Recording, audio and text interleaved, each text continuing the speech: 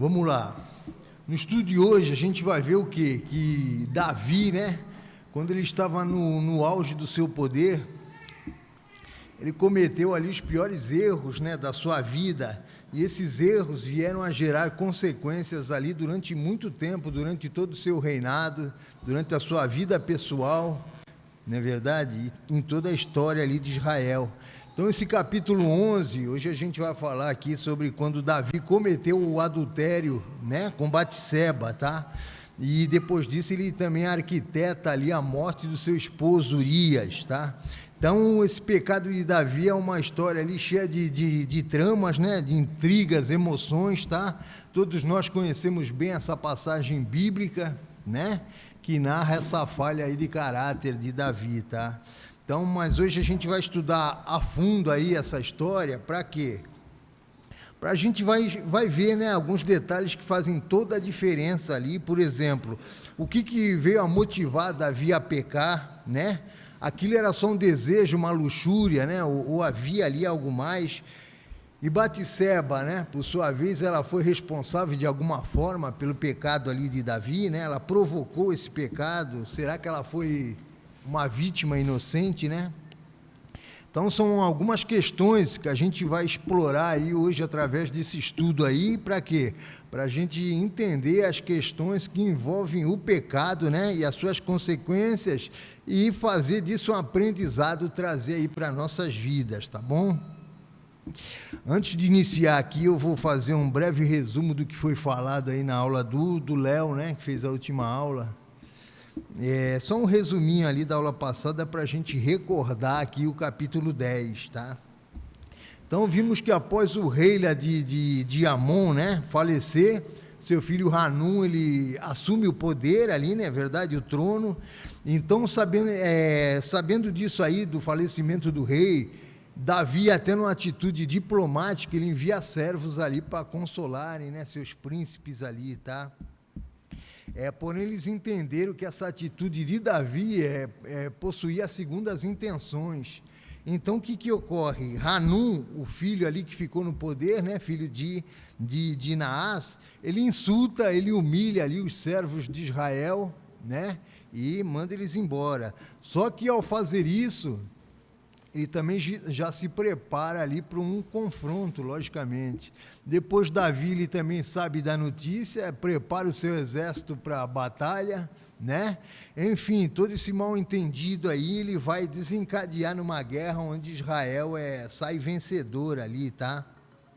Isso é um breve resumo só do que foi falado, só para a gente pegar ali o fio da meada, tá?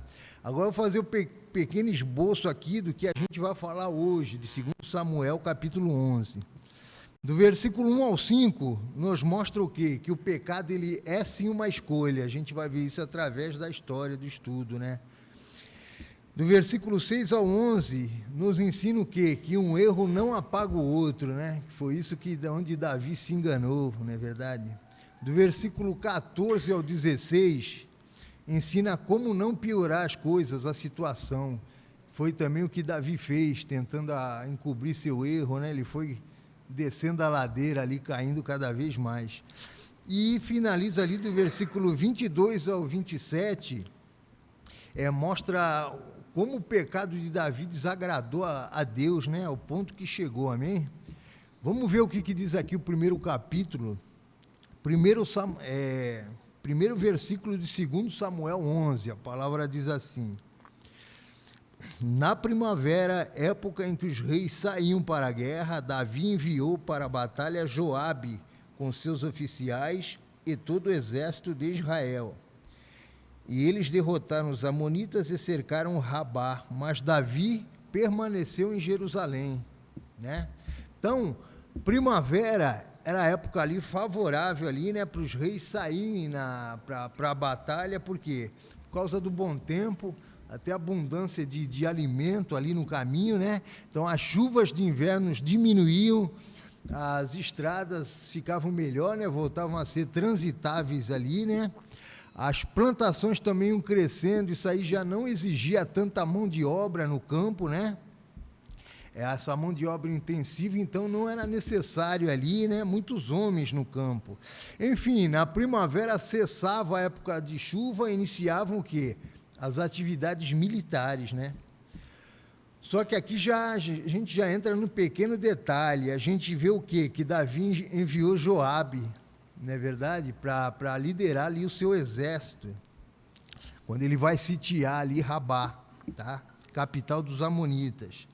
Então, a gente já começa a ver que, embora na época os reis liderassem pessoalmente os seus exércitos, aqui a gente vê que Davi ele já permaneceu em Jerusalém, né? E isso é estranho, porque Davi, através de toda a história, nos estudos, a gente vê Davi era um homem de guerra, não é verdade? Então era comum ver ali o rei Davi à frente do seu exército, liderando, né, o exército de Israel nas batalhas, tá? Só que nesse capítulo já demonstra aqui que Davi não parece ter aquela mesma guerra, a mesma garra, parecia um Davi meio que acomodado, não é verdade? Então, ele não ter ido para a guerra demonstra ali um coração cansado, ele, sei lá, meio abatido, sem vigor, né? Uma monotonia, tá? Então, Davi permanece em casa. E essa sua apatia aí foi fatal, porque daí vai desencadear todo o problema aí na sua vida, né? E por que isso? Creio eu, ele cercado ali pelos frutos da vitória, né? Recebendo honras ali do povo, das nações vizinhas também, recebendo tributo dos inimigos ali capturados, né, derrotados. Enfim, nessa fase da sua vida, Davi estava com a vida tranquila, cômoda, né? Só que essa grandeza do seu sucesso foi que expôs ele aí ao seu maior perigo. Por quê? Porque o rei Davi ele se esqueceu que havia um inimigo ali muito maior do que os seres humanos, não é verdade? Então, se o rei estivesse onde ele deveria estar, onde Deus queria, né? Esse pecado nunca teria manchado ali o seu caráter, não é verdade? Vamos ver por que aqui no capítulo 2, versículo 2. Uma tarde, Davi levantou-se da cama e foi passear no terraço do palácio. Do terraço viu uma mulher muito bonita tomando banho, né? Interessante, pegar aqui os detalhes. A palavra diz que ele viu uma mulher muito bonita tomando banho. As escrituras, raramente, elas descrevem a aparência física, né, das pessoas ali. Porém, tanto Batseba como Davi, né, Davi lá em 1 Samuel 16:12 e Batseba agora, né, são descritos como possuidores ali de uma beleza excepcional, não é verdade? Outra coisa, o terraço do palácio ele ficava ali num local, creio eu, que privilegiado, né, alto, né, fornecia ali o rei uma visão dominante sobre toda ali a Jerusalém, imagino eu, né. Então aqui a princípio a gente tem duas questões. Primeiro, vamos entrar agora nas polêmicas, né, se o rei viu ela sabia que ela poderia ser vista de onde estava, mas porém, o texto ele não sugere aqui de forma alguma que ela fazia algo ali intencional. Eu estou falando isso porque uma vez, eu vou falar de gente conhecida que todo mundo conhece, eu vi uma pregação sobre essa passagem bíblica do Silas Malafaia, e foi uma pregação de quase 1 hora, ele pichava a Batseba de que ela era culpada do pecado de Davi, mas a gente vai ver aqui através do estudo que não, né? Porque o texto, ele, de forma alguma, ele sugere que ela fazia isso, né, como algo intencional, como que se ela desejasse atrair o Davi ali para o encontro, não é verdade? Então, de qualquer forma, o que Davi fez ali foi indesculpável, né? Na sequência, a gente vai ver aqui por quê. Primeiro, se Davi tivesse mantido seus olhos, né, onde Deus queria, que era à frente do seu exército, onde ele deveria estar, né, ele não seria desaprovado por Deus nessa situação, né? Então, o pecado de Davi, a princípio, não foi nem ver a mulher, né, mas manter os seus olhos aonde ali, né, ele não deveria, né, naquilo que está diante de si. Aqui o erro dele. A palavra diz em Gálatas 5,16, por isso, digo, vivam pelo Espírito, e de modo nenhum satisfarão os desejos da carne. Então nós jamais podemos manter nossos olhos naquilo que não é puro, santo e nem agradável ao Senhor. Amém? Versículo 3, e mandou alguém procurar saber quem era. Disseram-lhe, é Batseba, filha de Eliã e mulher de Urias, o hitita. Então a curiosidade dele levou ele ali a descobrir, na verdade, a identidade daquela mulher. Como diz a palavra, era Batseba, filha de Eliã, que era um guerreiro ali de elite do exército de Davi, né? E esposa de Urias, outro guerreiro também ali, né, da elite do seu exército, e que nesse momento, inclusive, estavam combatendo ali, não é verdade? Guerreando em seu favor, tá? Então, a gente vê que por ela ser casada, a princípio ela já estava vedada, proibida ao rei e a qualquer outro homem, não é verdade? Versículo 4, Davi mandou que a trouxessem e se deitou com ela, que havia acabado de ser purificada da impureza da sua menstruação, depois voltou para casa. Então a gente vê aqui que as coisas começam a piorar, não é verdade? Começa a desabar tudo. Então esse adultério, ele não foi um pecado isolado de Davi, eu vou dizer por quê. Há algum tempo o coração de Davi já estava sendo ali maquinado para isso, dominado. Por quê? Pelo seu afastamento ali de Deus. Eu falo isso porque no capítulo 5, inclusive fui eu que fiz essa aula, diz lá, eu não me lembro o versículo, que quando Davi constrói ali o seu palácio, né, verdade, sua moradia ali propriamente dita, né, literalmente o local onde ele moraria com a sua família, diz que ele construiu o seu palácio e ele ampliou o seu harém, não é verdade? Então Davi, ele tinha várias mulheres, o que já era errado ali aos olhos de Deus, né? E esse seu pecado aí de ter muitas mulheres, chegou ao seu extremo com esse seu desejo aí por Batseba, não é verdade? Então, o que eu quero dizer, esse pecado ele não ocorreu, do dia para a noite, mas foi fruto de uma semente que estava sendo ali gerada já no coração dele há muito tempo, né? E essa semente aí, ela floresceu aí, germinou quando ele ficou em casa, ao invés de estar à frente ali do exército na batalha, não é verdade? Então essa passagem a gente começa a aprender aqui, ver que mostra todo o processo, né, do pecado a partir lá da tentação, não é verdade? Porque ele foi tentado ao avistar Batseba, ao invés de resistir, ele cedeu à tentação, né? Ou seja, foi dominado ali por seus desejos carnais, né? E a partir daí, o que ele faz? Ele já trilha ali o caminho do pecado, né? Então a gente vê aqui, ó, que indo para a Bíblia, para a palavra, a gente vê que ele fez o caminho totalmente, exatamente contrário ao que fez José do Egito, né? Pode falar, Adão.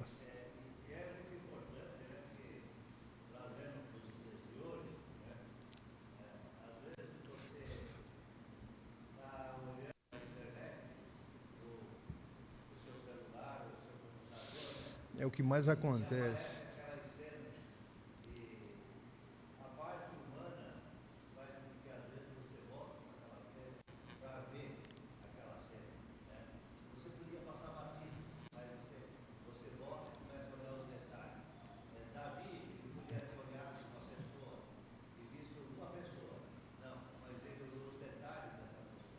É verdade.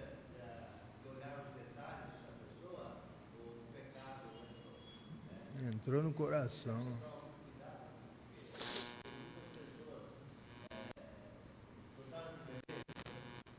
Sim.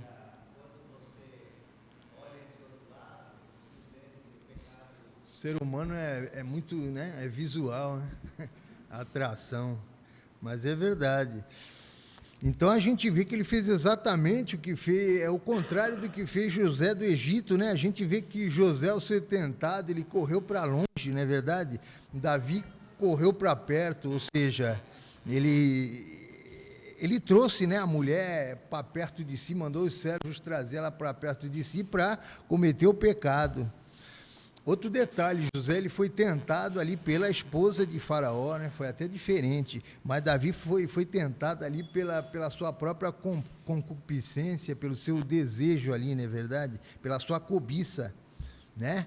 Eu falo isso porque outro detalhe, a tentação, ela pode partir ali de uma fonte externa, mas ela pode partir também de uma fonte interna, né? Ela pode ser induzida ali, estimulada por Satanás, pelo mundo, não é verdade? Mas ela pode também partir do interior, do nosso coração, né? Ela pode ser gerada assim na natureza humana, né? A gente vê isso, Tiago 1,14 diz isso.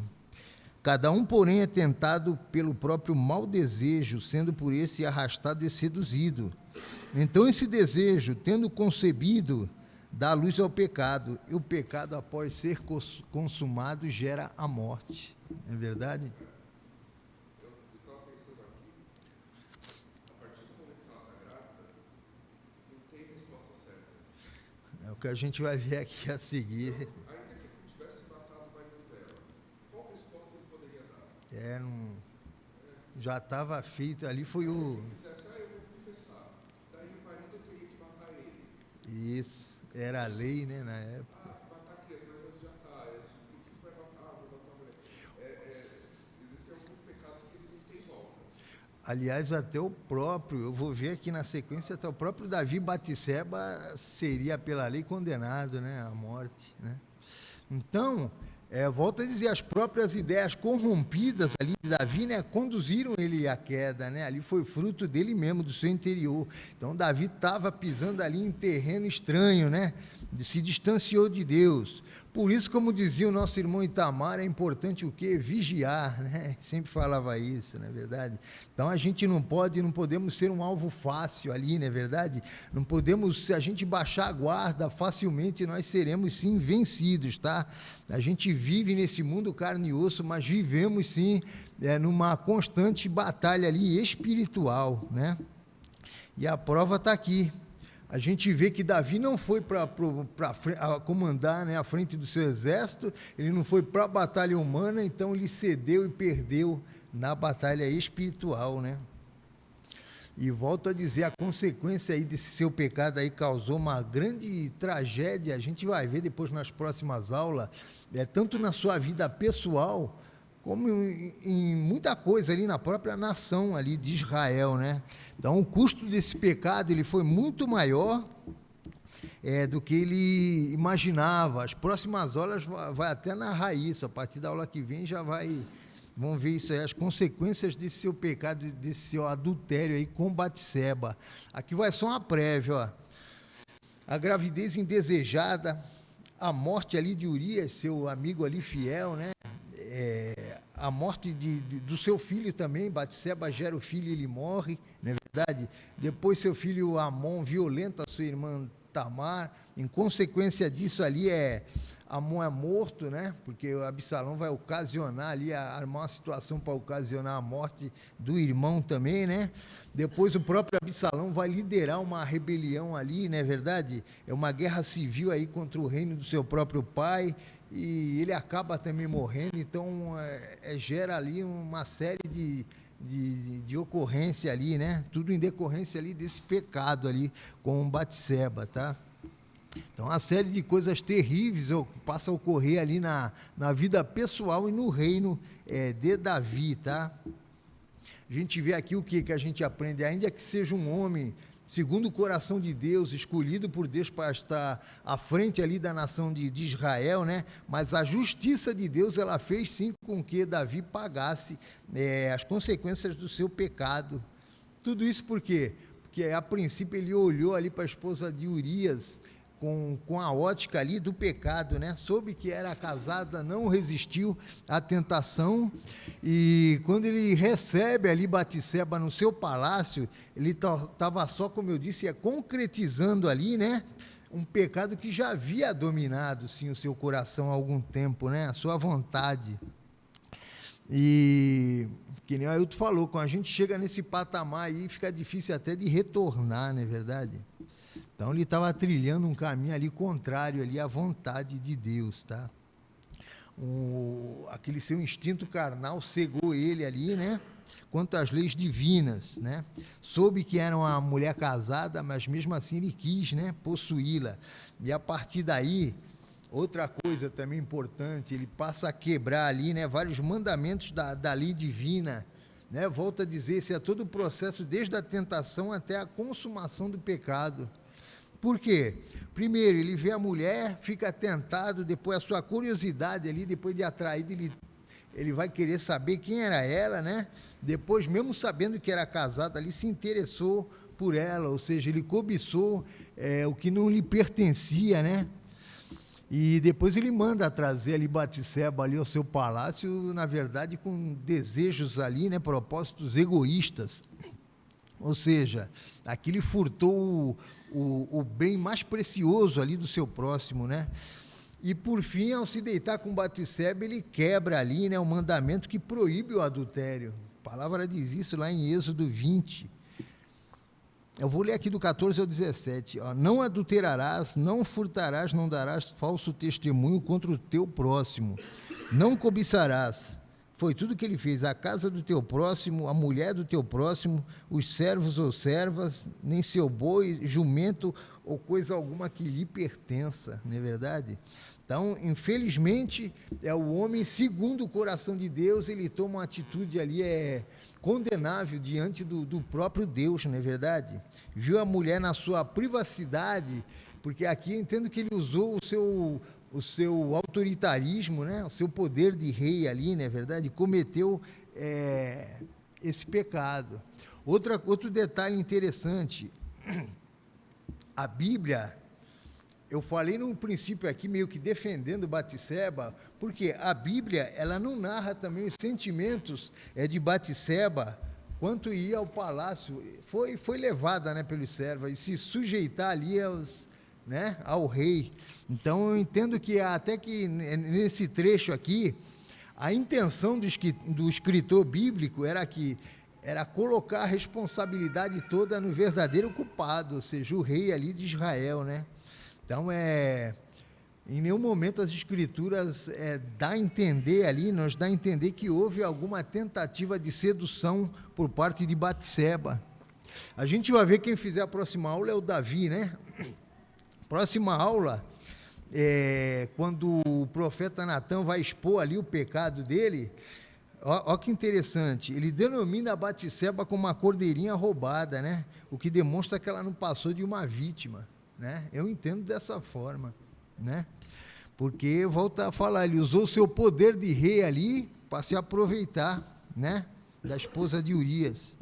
Outra coisa, né, voltando a falar um pouco, mais uma vez, mesmo que ele fosse tentado, né, por Batseba, fosse seduzido ali, se ele cedesse, ele estaria no erro da mesma forma, porque, logicamente, não dá para usar isso aí como justificativa, né?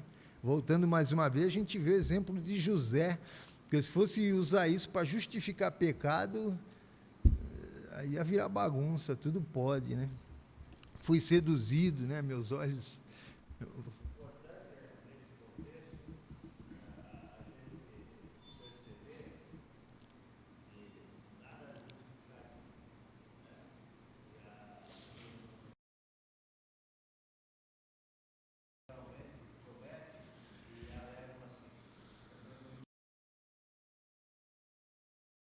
né?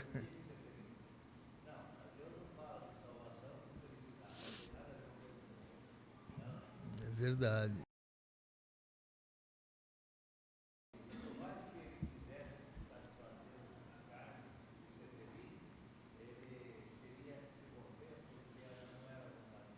Sim, aí eu usar para poder usar uma desculpa para cometer o pecado, né? Como eu disse aí, é verdade.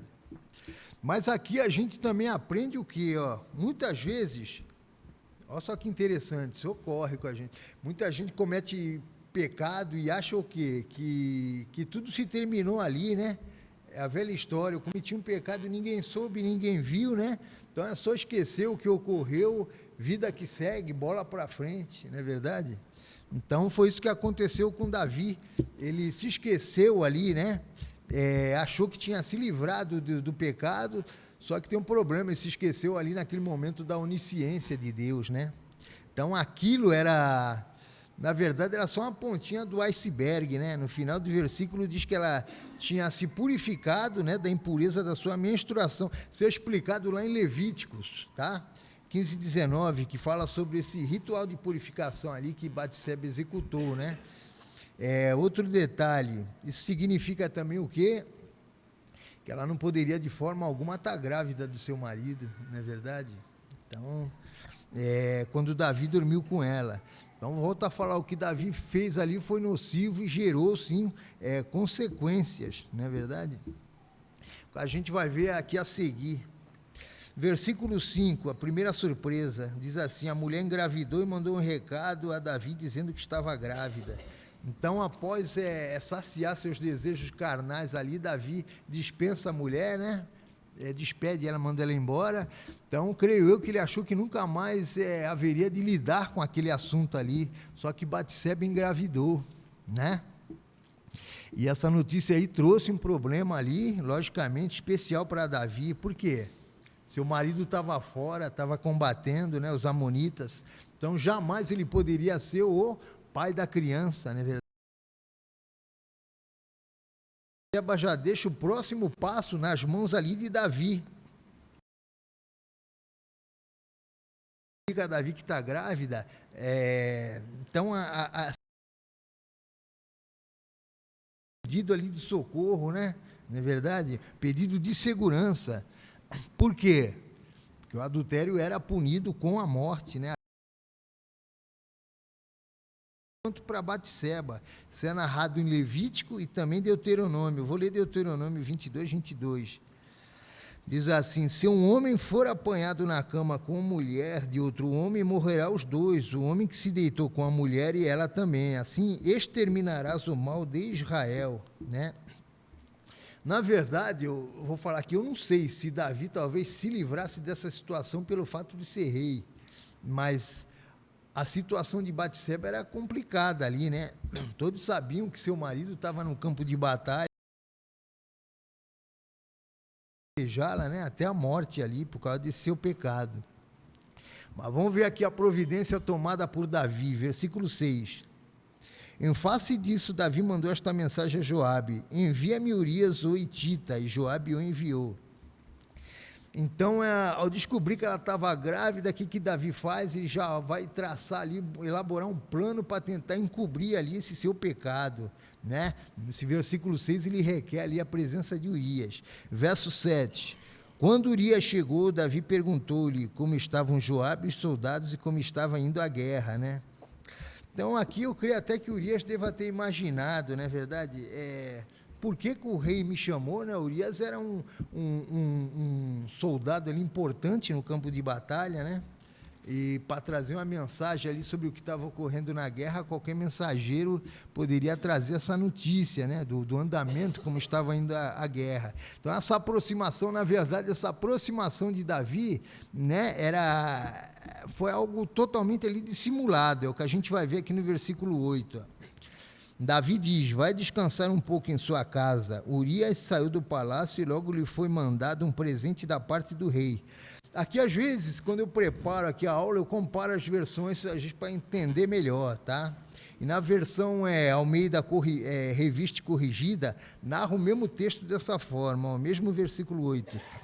Depois disse Davi a Urias: desce à tua casa e lava os teus pés. E saindo Urias da casa real, logo saiu atrás dele iguaria do rei, né? Então aqui, creio eu, quando Davi diz, desce à tua casa e lava os teus pés, né? Sugere até um tempo de relaxamento, né? Para ele ficar à vontade ali, né? Onde ele saberia que Batseba poderia ter uma noite íntima ali com seu marido, mas tudo isso a fim de parecer o quê? Que ele era o pai da criança. Então, como diz a palavra, creio eu que ele até mandou uma porção ali de comida fina, talvez uma bebida especial, né? Tudo para criar ali um clima, para instigar ali a intimidade do casal. Para que tudo isso? Para fazer com que pensassem que o autor da gravidez de Batseba era seu esposo, Urias, né? Porque ele já estava em desespero, isso aí era tudo uma forma de tentar esconder o erro, tentando fazer com que Urias parecesse ser o pai ali da criança. Por isso que Davi encoraja ali Urias a visitar sua mulher. Então a gente vê aqui que esse capítulo, né, desse estudo só revela que a situação, o estado espiritual em que Davi se encontrava. Por quê? Primeiro ele comete o pecado, depois ele não se arrepende e ainda bola um plano para tentar encobrir aí esse pecado, quando ele incentiva Urias a retornar para casa para dormir ali com a sua esposa, tentando dar razão àquela gravidez, não é verdade? Por que isso? A gravidez de Batseba foi algo que ele não calculou. Então a gente vê aqui que os efeitos do pecado só se agravam quando Davi tenta ali disfarçar o nascimento da criança, né? Só que tentar esconder pecado é se iludir. Hebreus 4,13 diz: nada é oculto aos olhos daquele a quem haveremos de prestar contas, né? Deus, na sua onisciência, ele sonda os corações, ele vê tudo. Então isso significa também o quê? Que quem está em pecado e não voltar para Deus rapidinho, só vai se afundar cada vez mais, né? Versículo 9, mas Urias dormiu na entrada do palácio onde dormiam os guardas de seu senhor e não foi para casa. Aqui a princípio a gente já vê que o plano de Davi não funcionou, né? Urias repousa ali na entrada do palácio com seus soldados, tá? Então ele não foi para sua casa em lealdade até ao seu exército. Verso 10, quando informaram a Davi que Urias não tinha ido para casa, ele lhe perguntou: depois da viagem que você fez, por que não foi para casa? Então aqui Davi já questiona Urias, por que ele não havia ido para casa, qual o motivo, né, dessa recusa. Ele tinha liberado ele para ir para casa, mas só que Davi fala isso, ele procura o quê? Ser cauteloso aí para quê? Para não parecer que ele também estava ansioso, querendo muito que Urias fosse para casa, né? Verso 11, Urias respondeu: a arca e os homens de Israel de Judá repousam em tendas, o meu senhor Joabe e os seus soldados estão acampados ao ar livre. Como poderia eu ir para casa para comer, beber e deitar-se com minha mulher? Juro por teu nome e por tua vida que não farei uma coisa dessas. Então aqui Urias ele já fala como um verdadeiro soldado, não é verdade? Nesse momento em que Israel estava enfrentando ali um inimigo, ele jamais deixaria o campo de batalha para ir desfrutar ali, né, do conforto do seu lar. E a gente vê, ironicamente, ele jura ali pela vida do próprio rei, né? Caso ele desobedecesse a ordem de Davi, né? Então vamos ali, versículo 12 e 13.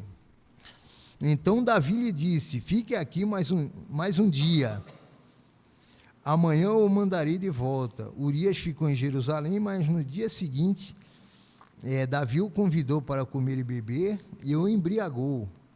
À tarde, porém, Urias saiu para dormir em sua esteira, onde os guardas do seu senhor dormiam, e não foi para casa. Então aqui mais uma vez Urias ele demonstra ser mais digno do que Davi, né? Porque, como ele disse, a arca do Senhor e o seu exército estava em campo ali de batalha, né? Então Urias já tinha se recusado aí antes por lealdade, ali, fidelidade ao seu exército, né? E mesmo depois que Davi encheu ele de vinho, ele não mudou o modo de pensar, ainda prevaleceu ali esse seu senso de lealdade, não é verdade? Com seus companheiros. Então aqui a gente aprende também o que não adianta fugir dos erros, né? Quanto mais a gente foge, mais os erros vão crescer, né? Então o exemplo aqui como uma pequena chama numa floresta, né? Quanto mais passa o tempo, não é verdade? Mais destrutivo vai ser, assim, o pecado nas nossas vidas, tá? Então, volto a dizer, devemos buscar o que? A solução através do arrependimento e não continuar fugindo. A gente vê aqui que as escolhas, nesse caso, as escolhas de Davi só vieram agravar ali a situação, porque ele estava cada vez mais desesperado, tentando ali o que? Esconder, encobrir seu erro, não é verdade? E ao ver que seu plano havia falhado, a gente vê que as coisas vão piorando. Aí ele tramou algo pior. Ele age com deslealdade. Versículo 14 ao 16. De manhã, Davi enviou uma carta a Joabe por meio de Urias. Nela escreveu: põe Urias na linha de frente, e disse: e deixe-o onde o combate estiver mais violento, para que seja ferido e morra. Como Joabe tinha cercado a cidade, colocou Urias no lugar onde sabia que os inimigos eram mais fortes. Então, Davi, decepcionado ali com essa, né, lealdade de Urias, né, ele ordena o quê? que Joabe coloque ele ali na linha de frente da batalha, né? Que ele fosse praticamente abandonado ali pelos soldados do exército de Israel para ser morto, né? E Urias é colocado à frente da tropa, né? Para combater ali diante da maior força inimiga. Então, aqui, mais uma vez, a gente vê que é triste a gente saber aqui que Davi usaria os perigos da guerra para matar, né, um homem inocente, né? Porque Davi, ele fez isso, enviou um homem inocente ali para ser morto, né? Outra coisa interessante, a gente vê que Urias, ele vai para a batalha com a sua sentença de morte nas mãos, porque ele mesmo leva a carta ali para o seu comandante Joabe, né? Com detalhes de como ele haveria de morrer, né? Então ele vai e entrega a carta para Joabe. Verso 17. Quando os homens da cidade saíram e lutaram contra Joabe, alguns dos oficiais da guarda de Davi morreram. E morreu também Urias, o hitita, né? Então, de certa forma, a princípio a gente vê que o plano de Davi lhe deu certo, né? Urias foi cercado, ali foi morto, e com isso que ocorre também, Davi acumula mais um pecado grave no seu currículo, né? Primeiro ali pecado com Batseba e depois assassinato ali de seu esposo, né? Por quê? Porque ele foi o culpado, ele planejou a morte de Urias. Versículo 18 ao 20, Joabe enviou a Davi um relatório completo da batalha, dando a seguinte instrução: ao acabar de apresentar ao rei esse relatório, pode ser que o rei fique muito indignado e lhe pergunte: por que vocês se aproximaram tanto da cidade para combater? Não sabia que eles atirariam flechas da muralha? Então aqui Joabe envia um relatório, né, de como havia sido ali a batalha, né? Um relatório ali, dessa vez ele envia através de um mensageiro, né? Os mensageiros eles corriam as linhas de batalha ali e até Jerusalém ali, traziam as novidades, a tecnologia da época, né? Traziam as novidades atualizadas da guerra, ia correndo mensageiro para dizer como estava.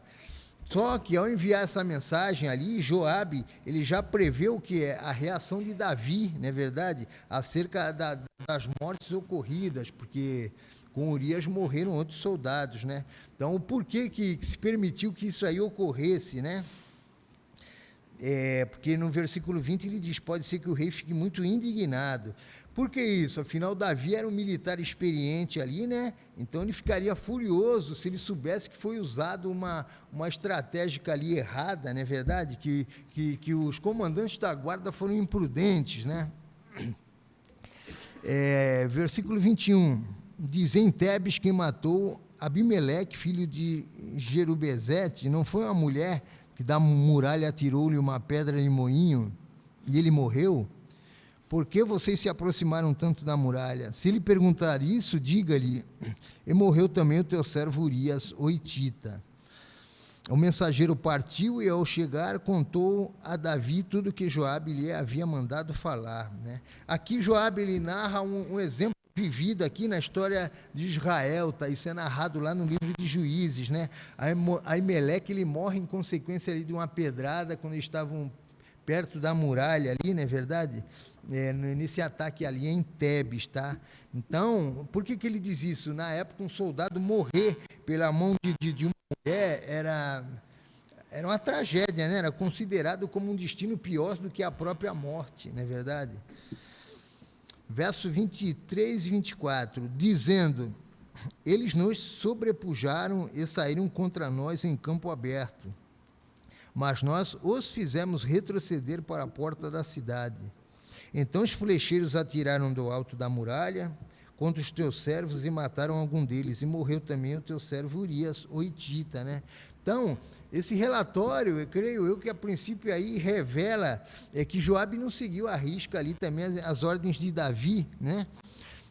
Urias devia ser morto ali por ter menos soldado ali à sua volta, né? Ele deveria ficar face a face com o inimigo, mas eu imagino que talvez Joabe imaginou que dessa forma ficaria muito na vista ali, né?